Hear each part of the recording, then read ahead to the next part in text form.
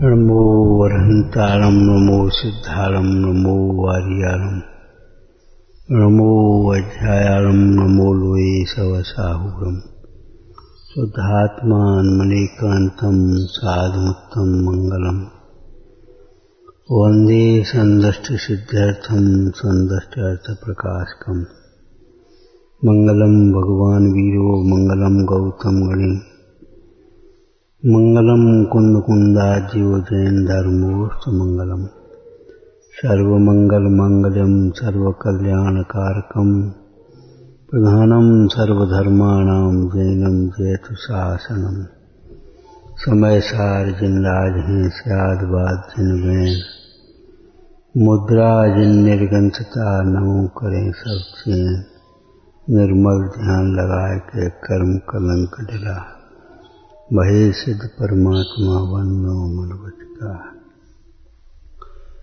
सर्व विशुद्ध सो आत्मा सदा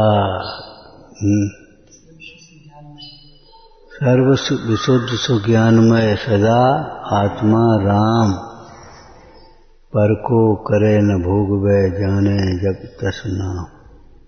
क्या कह रहे? सर्व विशुद्ध सर्व प्रकार से शुद्ध शुद्ध विशुद्ध शब्द शुद्ध के ही अर्थ में लेना है। संक्लेश विशुद्ध और शुद्ध के अर्थ में जो विशुद्ध है उस अर्थ में नहीं लेना है। विशुद्ध माने शुद्ध,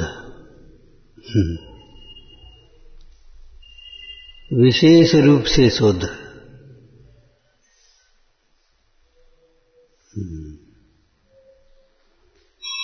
तो सर्व विशुद्ध सुज्ञानमय सदा आत्मा राम। कल क्या पढ़ा था? सर्व विशुद्ध सुज्ञानमय अभी आत्मा राम।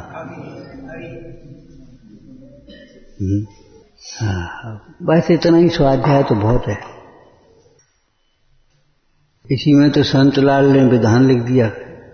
संत लाल कवि ने शुद्ध आवर्त का है, शुद्ध ज्ञान है, शुद्ध दर्शना है, शुद्ध चारित्र है,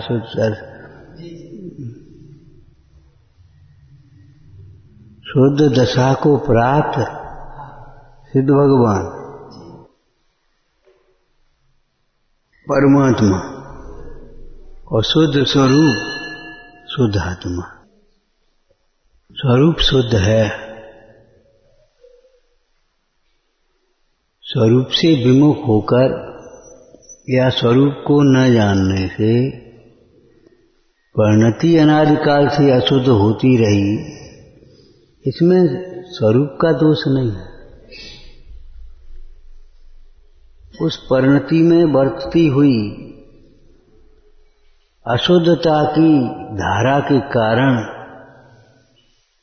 कहीं स्वरूप अशुद्ध नहीं हो गया।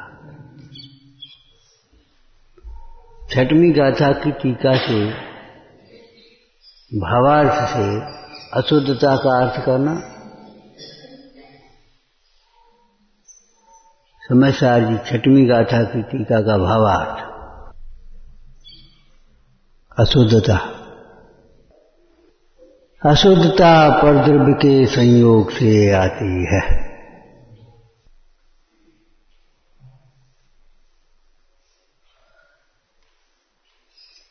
मिलने से। और दो द्रव्य जब कभी मिलते ही नहीं हैं तो अशुद्ध हो कैसे गया ये बता। दो द्रव्य सिद्धांत है, अकृत्रिम व्यवस्था है कि दो द्रव्य मिलकर कभी एक नहीं होते। तो अशुद्धता आ कहां से गई, हो कहां से गई? अशुद्धता परद्रव्य के संयोग से आती है। इसको हमने अपनी भाषा में कहा था। अशुद्धता एक में होती कि दो में होती है? कि न एक में न दो में, दो मिल जाए तो अशुद्ध। दूध भी रखा, पानी भी रखा, अशुद्ध थोड़ी हो गया। अशुद्ध भी रखा, शुद्ध भी रखा, वो अलग है। लेकिन अगर मिल जाए, अरे दूध भी पानी में मिला तो मैंने सारा पानी खराब कर दिया। ऐसा नहीं है पानी मिलने से दूध, वो पानी भी अशुद्ध हो गया। जी कैसा पानी है? हंसने की बात नहीं है। तुम्हें नहाने के लिए अगर दूध मिला पानी दे दें, क्या कहो? ये कैसे पानी है? हंसना है। साफ पानी लाओ। बर्तन धोने के लिए दूध मिला पानी हो तो क्या करो? ऐसा नहीं है कि वो पानी माने पानी, दूध माने दूध। दूध में पानी मिले, पानी में दूध मिला, दोनों अशुद्ध है। तो जब ये सिद्धांत है, अकृत्रिम व्यवस्था है कि दो द्रव्य मिलकर के एक नहीं होते, तब फिर अशुद्धता का प्रश्न क्या, कहां से आ गई? बोलो, इसकी चर्चा क्या करते हम कि वास्तव में तू सत्य कहता है, अशुद्धता नहीं आई, मिले नहीं है, इसलिए न पुद्गल अशुद्ध हुआ है न जीव अशुद्ध हुआ है। दो द्रव्यों को मिला जानने वाला ज्ञान अशुद्ध है। दो द्रव्यों को मिला हुआ मानने वाला श्रद्धान अशुद्ध है। और दो द्रव्यों को जानने और मानने पर जो तेरे दुर्विकल्प उत्पन्न होते, अलग अलग करने के या मिले रखने के, मिलाए रखने के, मिलाए रखने के वो भी अशुद्ध हैं विकल्प। और अलग अलग करने के, अलग अलग तो है, अलग अलग करना क्या है? अलग अलग करना नहीं है, अलग अलग जानना है। इसलिए अलग अलग जानना ही अलग अलग करना है, इसका भाव ही है। जीव और पुद्गल मिलकर के एक नहीं हो गए, बिल्कुल नहीं हो गए। जीव और पुद्गल को अलग अलग न मान करके एक में एक मान लिया है। इसलिए अलग करने की विधि मोक्ष अधिकार में से बोलो। हाँ, क्या कहा? शुद्धात्मा का ग्रहण कैसे हो, कि शुद्धात्मा को अलग कैसे किया है?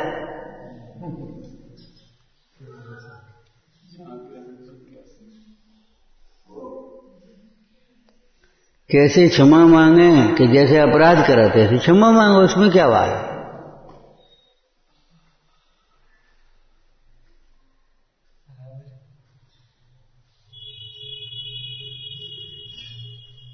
ये धोए कैसे कपड़ा, कि जैसे मैला हुआ वैसे धो, क्या उपाय? ताला खोलें कैसे, जैसे लगाया तैसे खोलो। ये कर्म बंद किया है तुमने, अब कर्म बंद को खोलो। ये कैसे किया है? कि जब दो द्रव्य अलग अलग हैं, हमने तो बंद नहीं किया। क्या तुमने बंद नहीं किया? तुमने भाव बंद किया। भाव बंद का निमित्त पाकर के द्रव्य बंद होता है। तुम भाव बंद छोड़ोगे तो द्रव्य बंद छूट जाएगा। वहां जाकर के हमने वो बल्ब खोला नहीं है, तो वहां जाकर के बंद करने की जरूरत भी नहीं है। अब जैसे खोला तैसे बंद करो, जहां से खोला वहीं बंद होगा।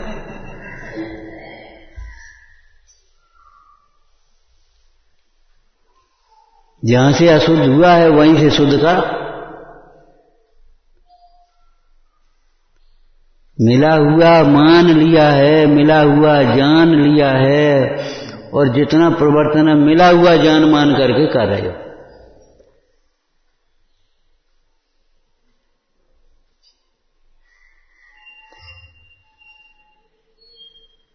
एक स्त्री है, एक पुरुष है।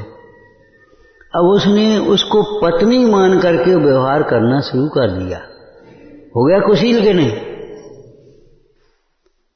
अगर वो अपनी स्त्री मतलब विवाह अधिक हो गया तो वो अब्रह्म हो गया। लेकिन पर स्त्री है, उसे अपनी स्त्री मान करके अगर व्यवहार शुरू कर दे हुए तो बोलो कुशील हो गया कि नहीं हो गया? अब कैसे छोड़ें उस स्त्री को जो जिससे तुम्हारा कोई संबंध नहीं, तुम्हारी लोक व्यवहार में भी नहीं है। अब उसको तुमने अपनी स्त्री जैसा व्यवहार शुरू कर दिया स्त्री मान करके। अब कैसे छोड़ें? ये कुशील कैसे छोड़ें? कि उसे अपना स्त्री मानो, छोड़ो।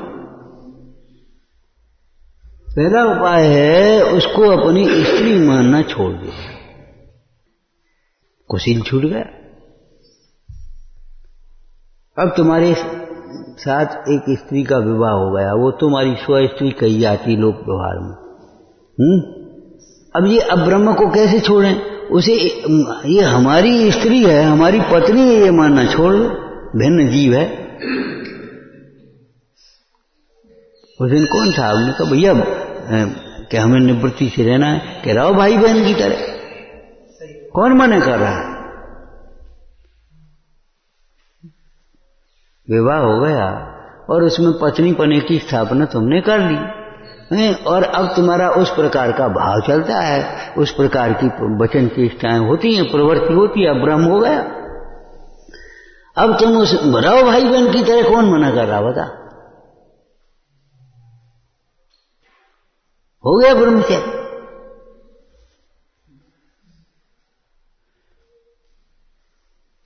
लौकिक दृष्टि से, अंतर्दृष्टि से उसे जीव आत्मा को आत्मा समझ लो, हो गया ब्रह्मचर्य।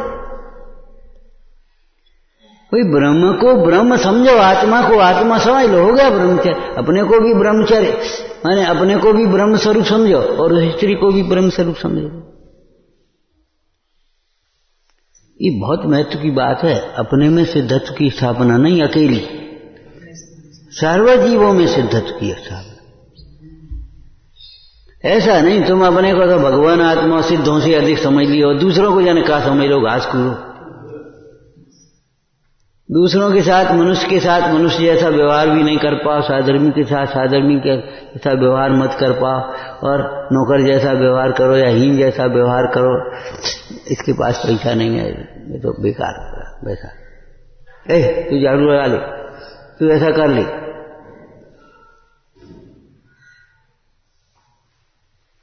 ये तुम्हारा सिद्धों से अधिक, काय का सिद्धों से अधिक?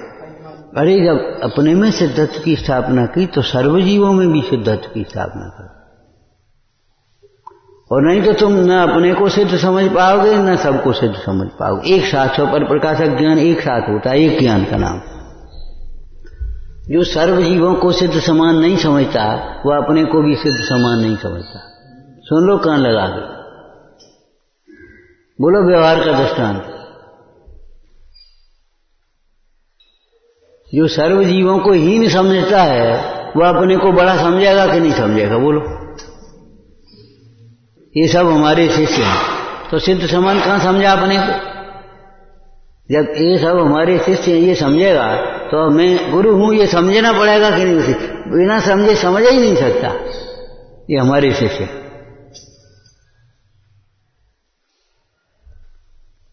ये हमारे शिष्य हैं। ये समझना बिना अपने को गुरु समझे कैसे कर लोगे? बोलो कैसे करोगे?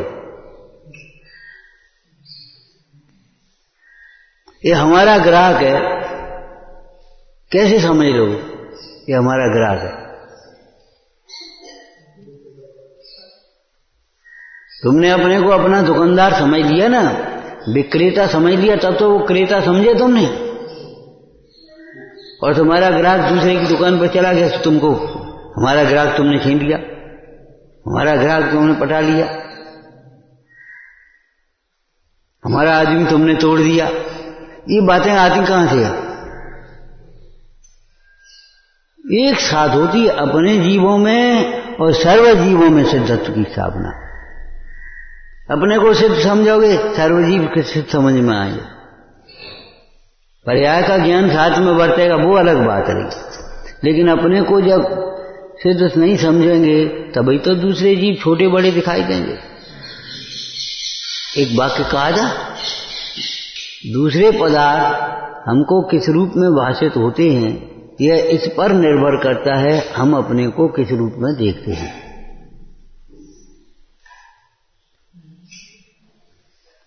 पिता रूप में देखने वाले को वह स्त्री चाहे कितनी बूढ़ी हो जाए बिटिया दिखाई देगी। उसकी नाती हो गए और तो भी वो घर आई, बिटिया कब आएगी? अब वो बिटिया ही बनी है कि पिता के लिए तो सदैव बिटिया ही रहेगी। और बहन कब आ गई? भाई को बहन ही दिखेगी, कितनी बड़ी हो जाए। बच्चे की बुआ हो गई है, उसकी दादी हो गई है, वो अलग बात है, लेकिन हमारी तो बहन ही बहन है।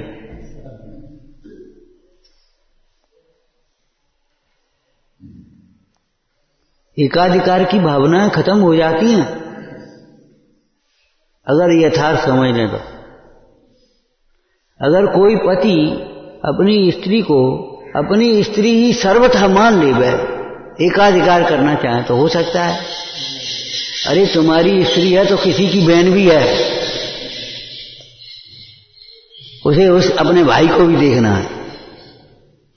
भाई को भाई पने नहीं देखेगी, भाई बीमार हुआ तो देखने नहीं आएगा। तू नहीं, विवाह हो गया, अब तू मेरी स्त्री है, अनर्गल प्रवृत्ति है, अयोग्य प्रवृत्ति है। बच्चे की मां भी है ना, वो बच्चे को देखेगी कि नहीं, तुम्हें देखती रहेगी।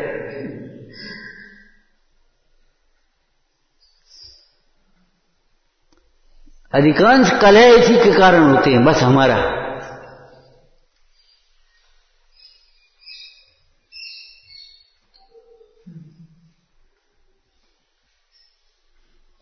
अरे अकेला तुम्हारा नहीं है, परमार्थ देखो तो किसी का नहीं है, लेकिन व्यवहार देखो तो कितना है। उस भाई को पूरे जीवन भर वो बहन ही दिखेगी, दूसरे रूप में देख नहीं सकती, असंभव है। क्यों? उसने भाई देख लिया है। अरे रे कितना उपसर्ग किया एक तरह का। तो अभी श्रीपाल को पिताजी मारे, तुम्हारा ऊपर गर्दन नहीं उठा पाए, अटैक पड़ गया। क्यों? अपने परिणाम का फल तो अपन को आएगा, सामने वाले से क्या। श्रीपाल की पवित्रता से धवल सेठ का कल्याण थोड़ी होगा। धवल सेठ को अपनी कलुषता का परिणाम फल भोगना पड़ा। पिताजी एक बार जैसे पिता मान लिया, बस खत्म हो गई बात। माने ही तो दिया है, बस और कोई बात ही नहीं। हो तो होने को तो कुछ हुआ ही नहीं है, दो द्रव्य भिन्न ही है। सर्व विशुद्ध सो ज्ञानमय सदा आत्मा राम। मान लिया है भिन्न। अब जब तक तुम अभिन्न मानते रहोगे परद्रव्यों के साथ, तब तक तुम्हारी परिणति अशुद्ध रहेगी। अलग अलग रहने लगो, दूसरे अलग अलग घरों में रहने लगो, लेकिन हमारा भाई भाई दिखता है कि नहीं? क्यों? तुम क्या भाई हो? हम 4 भाई। 4? हमने तो कभी देखे नहीं तुम्हारे 4 भाई। अरे एक साहब अमेरिका रहता है। अमेरिका कितनी दूर, लेकिन आपको कितने भाइयों के? 4। एक अमेरिका रहता है, एक दिल्ली रहता है, एक बम्बई रहता है, और हम साहब अब पिताजी के पास रहते, गांव में सेवा करने की सोचते हैं।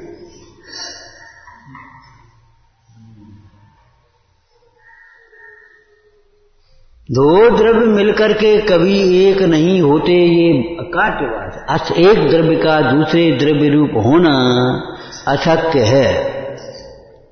इस तरह के दूसरा वाक्य बोलो।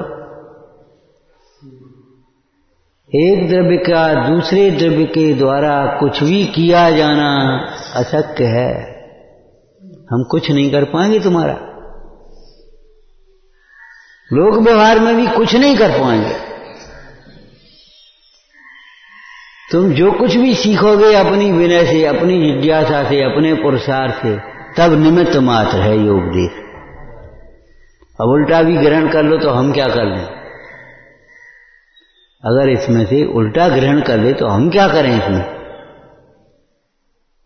निश्चय का उपदेश देने वाले का अभिप्राय स्वच्छंदता ग्रहण कराने का तो नहीं है। अब कोई स्वच्छंदता ग्रहण कर ले, कोई प्रमाद ग्रहण कर ले, तो अब इसमें श्री गुरु क्या करें? बताओ क्या करें? बताओ।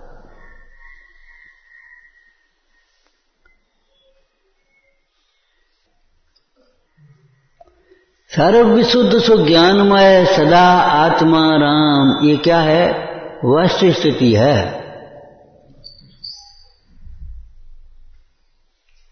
वेद वेदक भाव अभेद होते हैं, ये क्या है? वस्तु का स्वरूप ही परम गुप्ति है, ये क्या है? अब जो इस वस्तु स्थिति को, वस्तु स्वरूप को नहीं जानता, वह जीव निरंतर भयभीत रहता है, छिपा। गुप्ती ताला लगा दो, गुप्ती को अपनी तिजोरी ले आओ, गुप्त स्थान बनाओ, गुप्त भौरे में घुस जाओ, कोई को पता नहीं पड़ जाए, कोई को कुछ नहीं हो जाए, फलाना नहीं हो जाए, ये सारे दुर्विकल्प कैसे हो गए?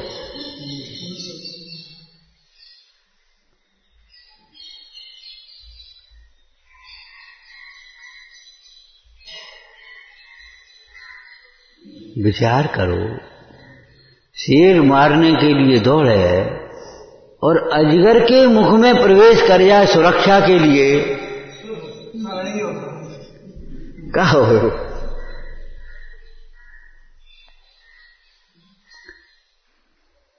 वो दृष्टांत सुना है, एक डाकू का सरदार अपनी गुफा में बैठ गया, साधु का वेश बना करके अपनी माला लेकर के बैठ गया,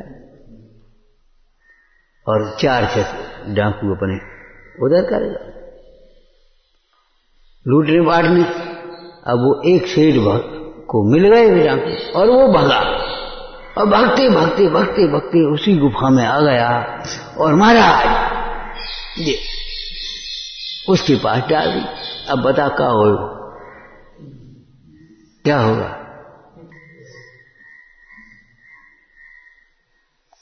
डाकू से बचने के लिए डाकुओं के सरदार के पास पहुंच जाए तो क्या हो? दुख से बचने के लिए मिथ्यात्व का सेवन करे तो क्या हो? मुझे बता।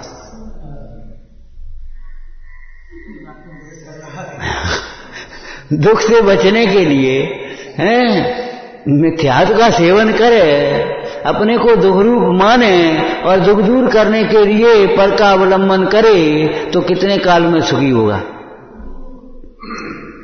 हम तो बहुत दुखी हैं, बहुत हैरान हैं, बहुत परेशान हैं, क्या करें? भगवान, हे भगवान, अब तो तुम ही हो, कितने काल में सुखी होगा? कितने काल में सुखी होगा? भगवान कह रहे तुम स्वभाव से आनंदमय हो, तो तुम सुन नहीं रहे।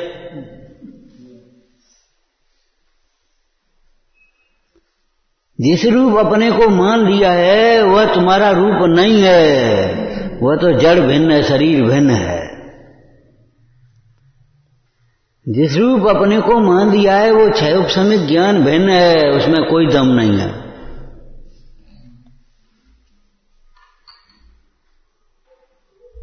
अरे जिससे तुमने अपने को बड़ा माना, लौकिक दृष्टि से कह रहे, पहले ये तो देख ले वो है भी तुम्हारा कि नहीं। जिससे तुमने अपने को बड़ा माना वह तुम्हारा है भी कि नहीं है, और हो भी सकता है कि नहीं है।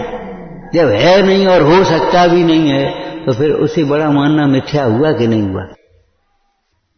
सर्व प्रकार से विशुद्ध, सर्वांग विशुद्ध, सदाकाल विशुद्ध, क्यों? परद्रव्य से न्यारा। शुद्ध के क्या इतने अर्थ किए? 7वां अधिकार, एक तो द्रव्य अपेक्षा से शुद्ध और एक पर्याय अपेक्षा से शुद्ध। ठीक है, ये चर्चा पढ़ी है? कब से नहीं पढ़ा भैया? कम से कम उपवास के दिन, 8वें 14 के दिन 7वां अधिकार यहां रख करके बैठो और चुपचाप पढ़ो मत, बिल्कुल मत पढ़ो, मिलाओ।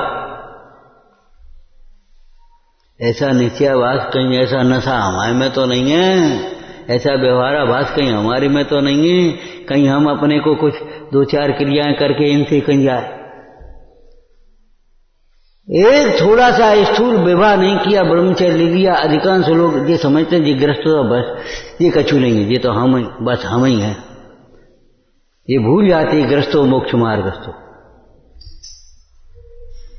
और फिर शरण नहीं की लेंगे, घुसेंगे वो नहीं में।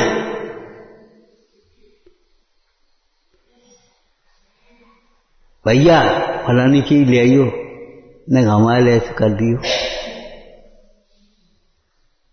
घुसेंगे उन्हीं भोगों की पूर्ति के लिए बेई हो जाए, और वैसे ये तो कुछ नहीं, ये ही नहीं।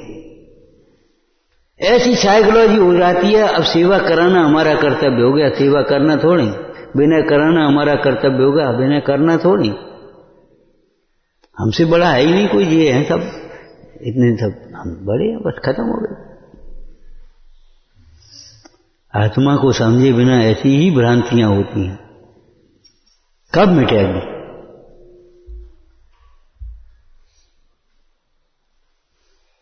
ये बातें हल्की फुल्की हल्के ढंग से मत लेना। तुम बहुतों से बड़े हो तो तुमसे भी बहुत लोग, बहुत जीव बड़े हैं। अनंत सिद्ध तुमसे बड़े हैं, अनंत भगवान तुमसे बड़े हैं, मुनिराज तुमसे बड़े हैं, वृत्ति श्रावक तुमसे बड़े हैं, सम्यक दृष्टि अवृत्ति भी तुमसे बड़े हैं। और वैसे ही व्यवहाराभासी से तो सम्यक तो सन्मुख बड़ा है, व्यवहाराभासी जीव से सम्यक तो सन्मुख जीव बड़ा है, निकट है वो। निश्चयाभासी से सम्यक तो सन्मुख जीव बड़ा है, श्रेष्ठ है, वो पात्र है।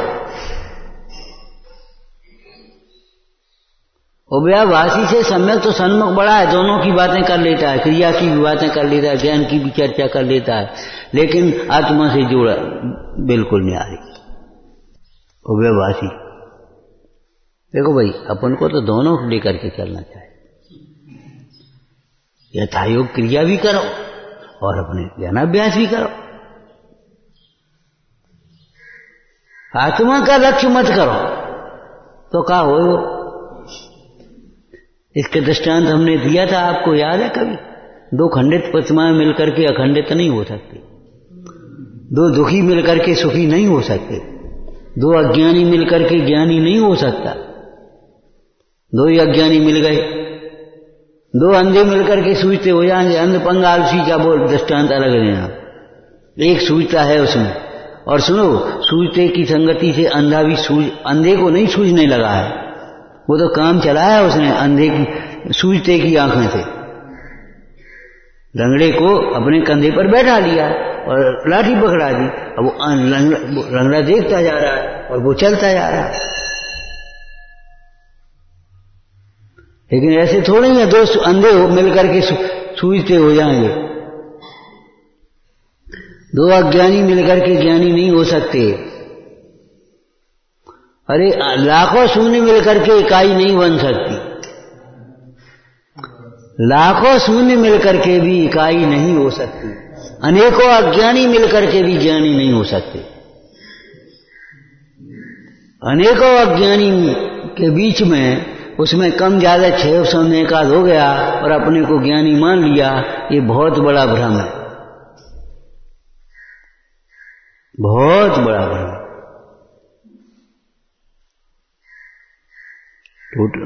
पंडित जयचंद जी ने लिखा, 5 अज्ञानियों में बैठ करके महंत बुद्धि करने से तो प्राप्त ज्ञान भी नष्ट हो जाता है। ज्ञान होता तो नहीं, जो है सो भी नष्ट हो जाता है।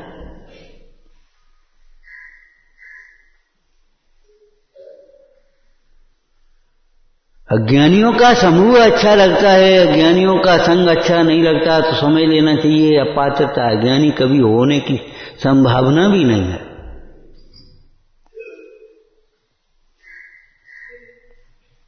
संभावना भी नहीं है। रुचिता क्या है ये बता। जब तक नीम रुचिता है तब तक तो जहर चढ़ाई है।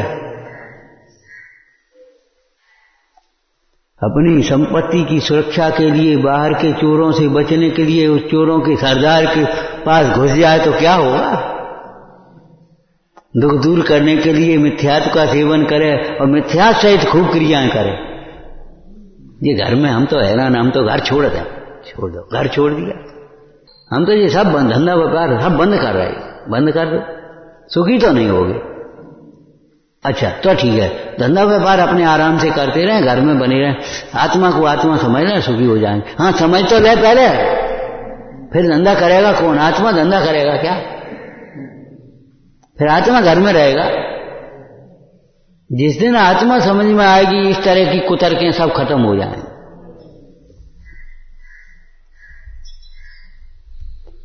कारण विशेष से तप न हो सके, त्याग न हो सके, वो अलग बात है।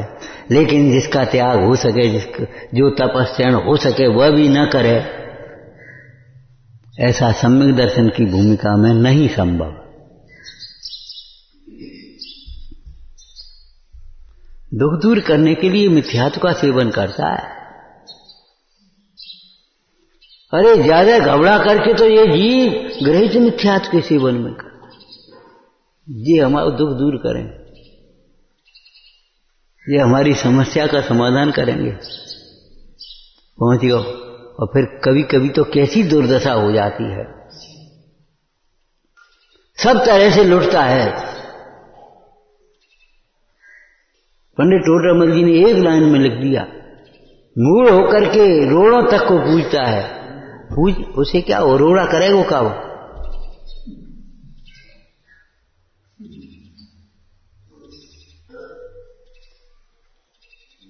और कौरव आदि के प्रसंग में क्या लिख दिया, तू ऐसा सोचता है इनसे हमारा भला होगा, और वे अचेत बना रहे, ये उपाय करते रहते, अचेत बना रहे, अपने घेरे में ऐसा ले लेते हैं, छूटना मुश्किल हो जाता है।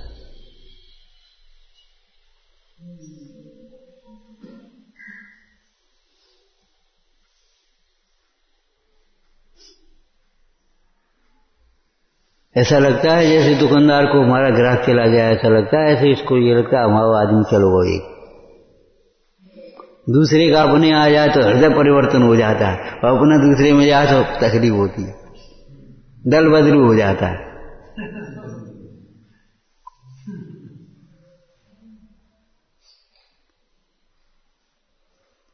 अरे कौन अपना कौन पराया, कौन अपना कौन पराया? बोलो बेटे, कौन अपना कौन पराया? आत्मा अपना और सब पराया।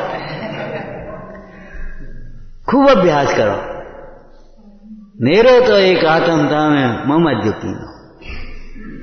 आत्मा अपना और सब पराया। आत्मा अपना है और आत्मा ही अपना होता है, अंत में आत्मा ही काम आता है।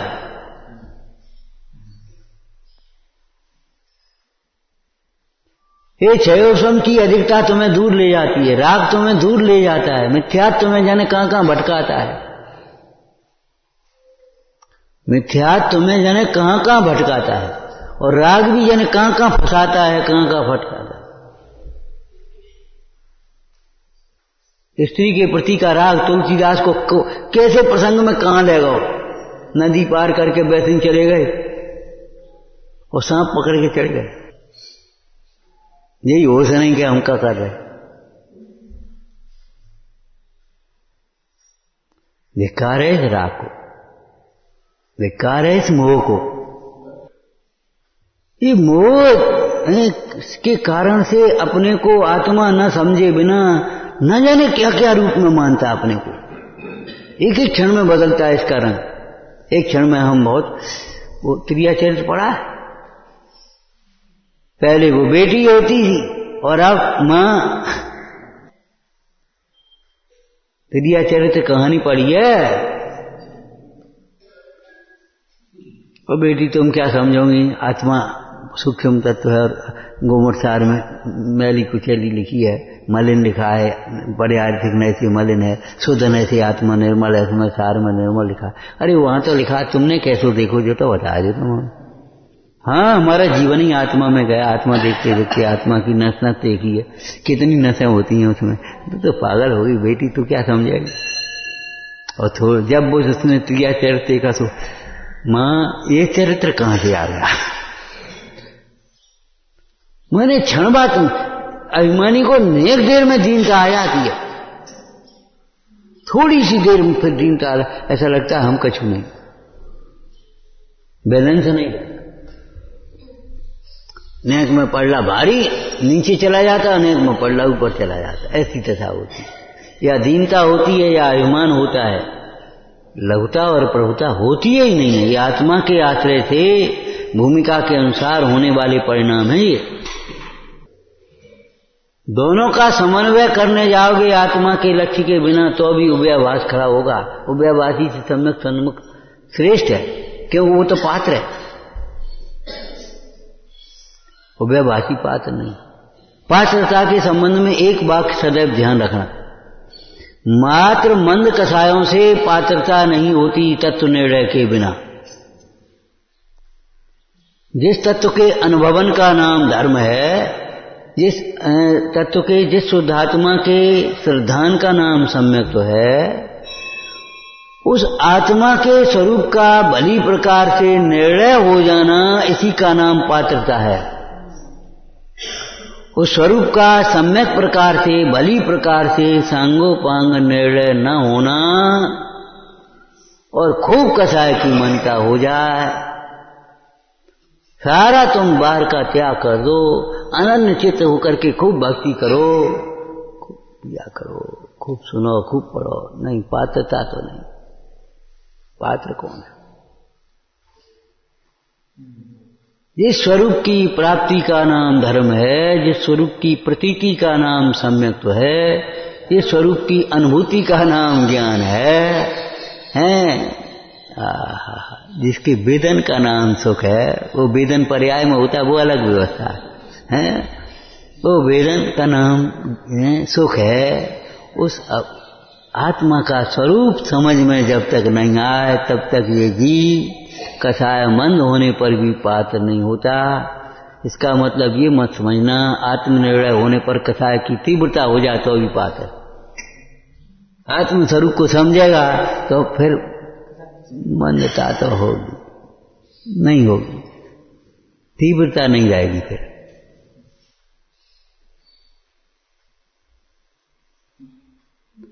तीव्रता घटता हुआ अशुभोपयोग विषय कसाय घटाने का उपदेश है। लौकिक कार्य घटाने का और कसाय मिटाने का उपदेश है जैन शास्त्र में। घटेंगे उधर से परिणाम।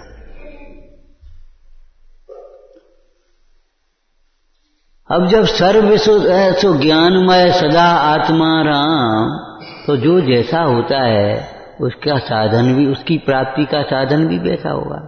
ज्ञानमय आत्मा अज्ञान से कैसे मिलेगा जी बता? अभी कहेंगे, विचार करो। ज्ञानमय आत्मा अज्ञान से कैसे मिलेगा?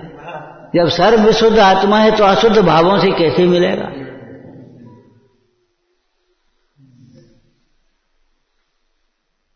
हम क्या कहना चाहते हैं? जो है सो ही कहेंगे। हम चाहते कुछ नहीं है, हम तो ये कह रहे जो है उसे समझो। एक द्रव्य नर की अशुद्धता, शुद्धता क्या है? दो द्रव्यों की भिन्नता, यही उसकी शुद्धता है। और एक पर्याय नय से शुद्धता का अर्थ क्या है?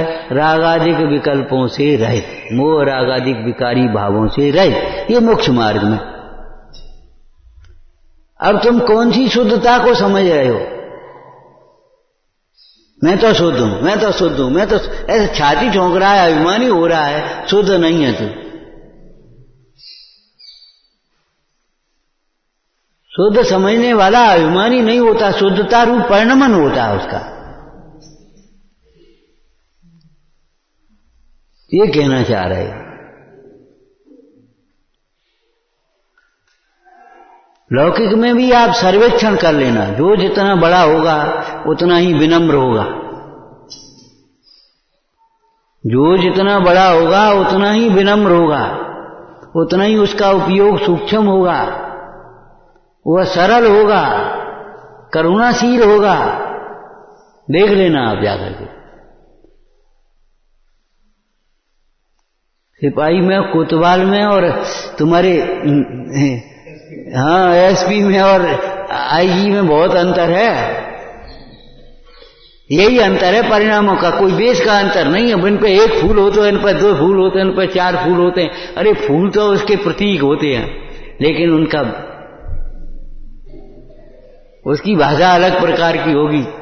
आप बड़े अधिकारी के पास पहुंच जाओ अपनी समस्या लेकर के, बड़े गौर से सुनेगा भी और उसको बड़ी गंभीरता से लेगा, तुरंत आदेश करेगा, हाँ भाई क्या बात है, देखो जाकर के। और छोटा आदमी का तो वैसे ही उड़ा देगा। जो बड़ा होगा तो सब प्रकार से बड़ा होगा, गुणों से ही तो बड़ा होता है। वो उतना ही विनयवान होगा, उतना ही क्षमावान होगा, क्षमाशील होगा। कोई बात नहीं, गलती होती है।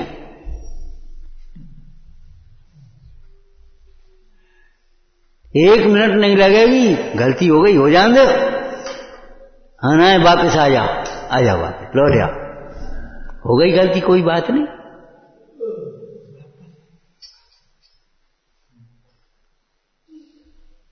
अनादिकाल से आत्मा का तिरस्कार करता रहा और तो भी आत्मा शरणभूत बना रहा।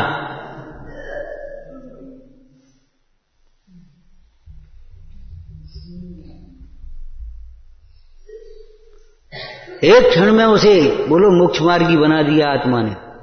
यहां उसने आत्मा की शरण ली, पकड़ा आत्मा को, मोक्ष मार्गी हो गया। बोले ये गंभीर वाक्य हम कहते हैं, जितने ये लिखे इतने ही स्वाध्याय कर लो तो भी बहुत हो जाएगा पर्याप्त।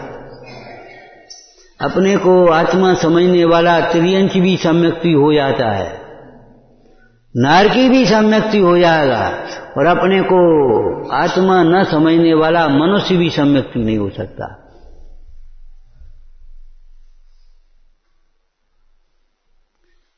तुमने अपने को आत्मा छोड़ करके और किसी रूप माना, बस अब सम्यक्ति नहीं हो सकते।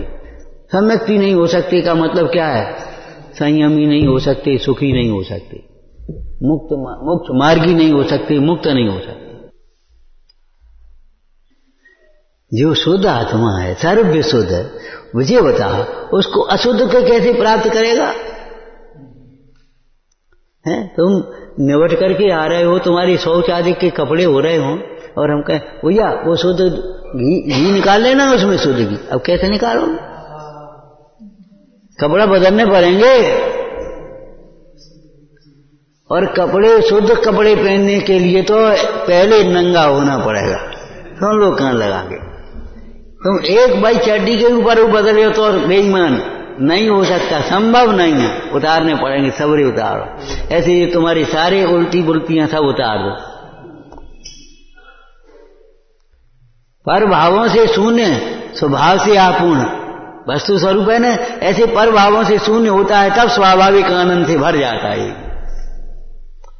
स्वाभाविक ज्ञान, स्वाभाविक दर्शन, स्वाभाविक प्रभुता, अब भर गया आनंद से। भगवान था, भगवान हो गया।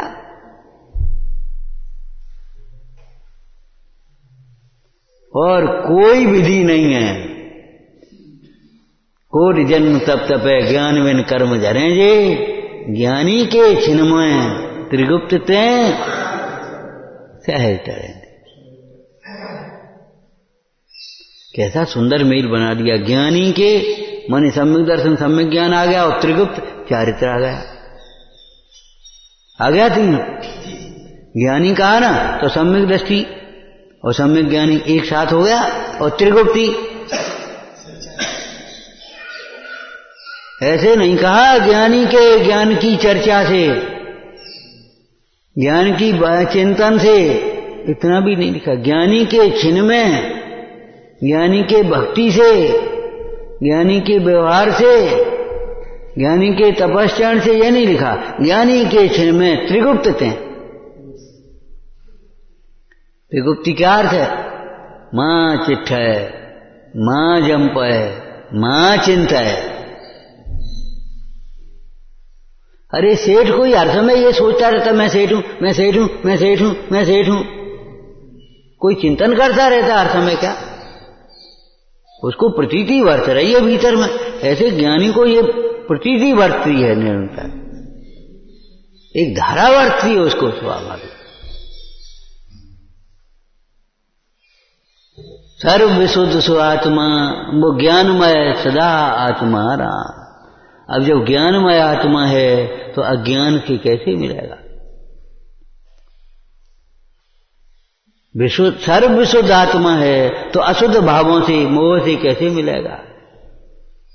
राग से कैसे मिलेगा?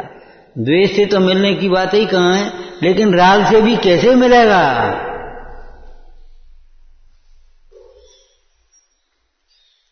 इसलिए जिन्हें आत्मा की प्राप्ति करना है शुद्ध ज्ञान से ही, अतीन्द्रिय ज्ञान से ही आत्मा की प्राप्ति होती संभव है। इंद्रिय ज्ञान से नहीं होगी, अतीन्द्रिय ज्ञान से ही आत्मा की प्राप्ति संभव है। आत्मा है ना शुद्ध ज्ञानमय,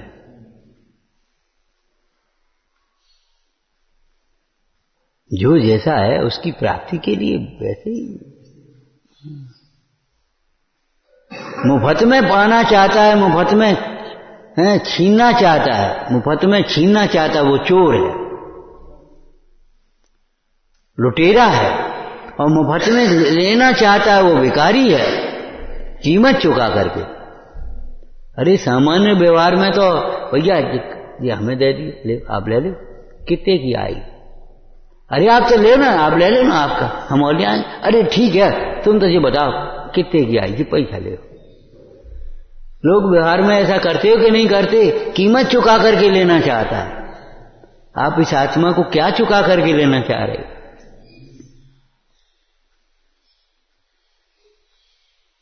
इच्छाओं की पूर्ति भी होती रहे और आत्मा भी मिल जाए, असंभव।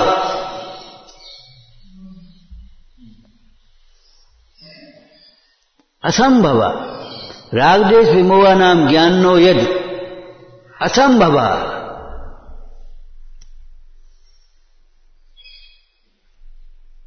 विचारना।